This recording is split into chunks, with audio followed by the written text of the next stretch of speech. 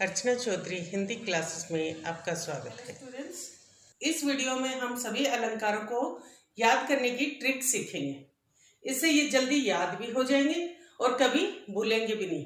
मैंने अपने पिछले जितने भी वीडियो थे उनमें आपको अलंकारों के बारे में समझा दिया है, तो वो आपने देख लिए होंगे और अलंकारों को सीख लिया होगा। अब इस वीडियो में मैं आपको एक आसान सी ट्रिक सिखा दूंगी जिससे आप वो अलंकारों को अच्छे से याद रख लोगे और कभी भूलोगे नहीं। तो शुरू करते हैं हम। सबसे पहले हम अलंकारों के शाब्दिक अर्थ समझेंगे, क्योंकि अगर आप सिर्फ इनके शाब्दिक अर्थ याद कर लोगे तो वो आपको जल्दी याद हो जाएंगे। तो पहले हम करेंगे शब्दालंकार। शब्दालंकार के अंतर्गत 4 अलंकार आते हैं: अनुप्रास, यमक, श्लेष और पुनरुक्ति प्रकाश। अब सबसे पहले लेते हैं हम अनुप्रास। अनुप्रास जो है वो 2 शब्दों के योग से बना है, अनु प्लस प्रास। तो इसका शाब्दिक अर्थ क्या हुआ? अनु का अर्थ होता है बार बार और प्रास का अर्थ होता है वर्ण, यानी बार बार वर्ण का कहना या बार बार वर्ण की आवृत्ति। तो ये इसका शाब्दिक अर्थ क्या हो गया कि बार बार वर्ण को कहना या बार बार वर्ण की आवृत्ति। तो जहां भी वर्ण की आवृत्ति होगी तो वह क्या होगा? अनुप्रास अलंकार। जैसे देखिए, सेवक सचिव सुमंत बुलाए, यहाँ सेवक में सचिव सुमंत में सवर्ण की आवृत्ति है, तो इसलिए यहाँ क्या हो गया? अनुप्रास अलंकार। अनुप्रास अलंकार का शाब्दिक अर्थ आपने सिर्फ ये याद रख लिया कि बार बार वर्ण का कहना, तो इससे आपको अनुप्रास अलंकार आसानी से याद रह जाएगा। अब देखिए यमक अलंकार। यमक का शाब्दिक अर्थ है 2। अब 2 क्या? शब्द। तो शब्द का 2 बार आना और अर्थ का अलग अलग होना। तो आपको एक चीज विशेष रूप से ध्यान रखनी है कि अनुप्रास अलंकार में ही वर्ण की आवृत्ति होती है, बाकी सभी में यमक, श्लेष और पुनरुक्ति प्रकाश, इन तीनों में हम शब्दों को देखेंगे और अनुप्रास अलंकार में हम सिर्फ किसे देखेंगे? वर्ण को। तो अब यहाँ 2 का, अब ये 2 याद रह जाएगा आपको इसका शाब्दिक अर्थ, तो आप समझ जाओगे कि 2 यानी शब्द। तो 2 शब्द क्या? जब 2 शब्द आए और उनके अर्थ अलग अलग हो तो वो क्या हो जाता है? यमक अलंकार। जैसे ये देखो, सजना है मुझे सजना के लिए, यहाँ सजना शब्द 2 बार आया है। एक सजना का अर्थ है कि तैयार होना और दूसरे सजना का अर्थ है प्रिय। तो इस प्रकार एक ही शब्द 2 बार आया और दोनों बार अर्थ अलग अलग है, तो ये क्या हो गया? यमक अलंकार। अब तीसरा देखिए, श्लेष। श्लेष का शाब्दिक अर्थ क्या है? चिपका हुआ। अब चिपका हुआ क्या? हमें पहले ही पता है कि इनमें शब्द देखेंगे हम। चिपका हुआ क्या? शब्द में अर्थ, यानी शब्द एक हो और उसमें कई अर्थ हो तो वो क्या होगा? श्लेष अलंकार। तो आप समझ गए होंगे कि जब एक शब्द आए और उसके अर्थ कई हो, उसमें कई अर्थ चिपके हो, तो चिपका हुआ से आपको ये याद रह जाएगा कि एक ही शब्द में कई अर्थ चिपके हो, तो वहां क्या होगा? श्लेष अलंकार। जैसे ये देखो, मधुबन की छाती को देखो, सूखी इसकी कितनी कलियां। तो यहाँ कलियां के 2 अर्थ है, यौवन से पूर्व की अवस्था और दूसरा फूल के खिलने से पहले की अवस्था। तो इस प्रकार एक ही शब्द आया, कलियां शब्द 1 बार आया, लेकिन उसके अर्थ क्या हो गए? 2 हो गए। तो 2 होने के कारण यहाँ क्या हो गया? श्लेष अलंकार। अब चौथा जो है शब्दालंकार वो है पुनरुक्ति प्रकाश अलंकार। पुनरुक्ति जो शब्द है 2 शब्दों के योग से बना है, पुनः प्लस उक्त। पुनः मतलब बार बार, उक्त मतलब कहना, यानी अब हमें ये पता है कि इन तीनों में हमें क्या देखना है? शब्द, यानी शब्द को बार बार कहना। तो एक ही शब्द को जब बार बार कहा जाता है तो वो क्या कहलाता है? पुनरुक्ति प्रकाश अलंकार। जैसे आप देखो, दिन जल्दी जल्दी ढलता है, तो यहाँ जल्दी जल्दी शब्द जो है वो कितनी बार आया? 2 बार आया, और दोनों बार अर्थ क्या है इसके? एक समान है। तो इसलिए यहाँ क्या हो गया? पुनरुक्ति प्रकाश अलंकार। अब ये तो क्या था कि हमने पढ़ा शाब्दिक अर्थ के माध्यम से इसको याद करने का तरीका। इसमें हमने क्या याद कर लिया? अनु प्लस प्रास, यानी बार बार वर्ण का कहना, यानी 2 यानी 2 शब्द और अर्थ 2। श्लेष यानी चिपका, एक शब्द में कई अर्थ चिपके हो। पुनरुक्ति प्रकाश, पुनः उक्त, यानी बार बार शब्द को कहना।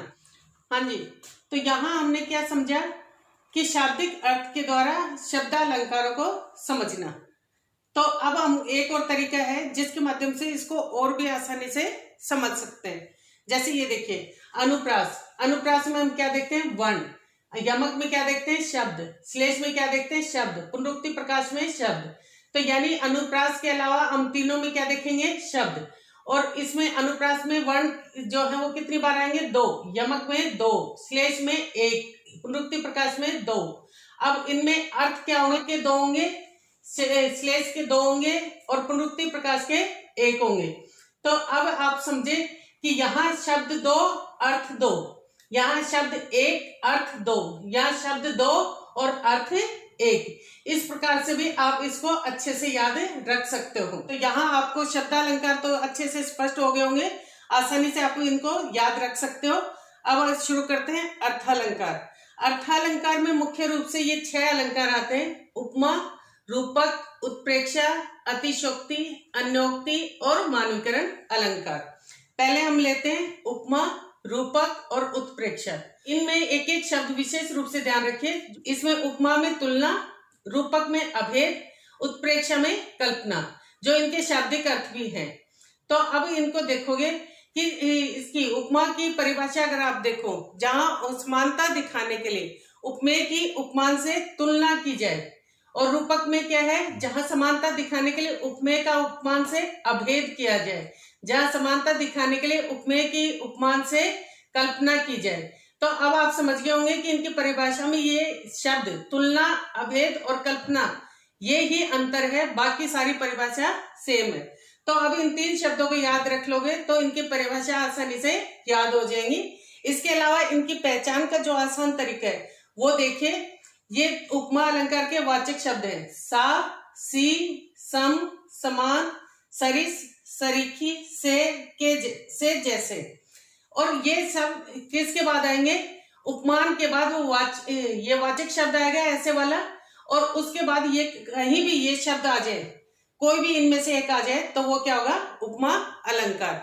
जैसे ये हो गया चांद सा रोशन चेहरा, तो यहाँ सा आ गया, तो इसलिए क्या हो गया? उपमा अलंकार।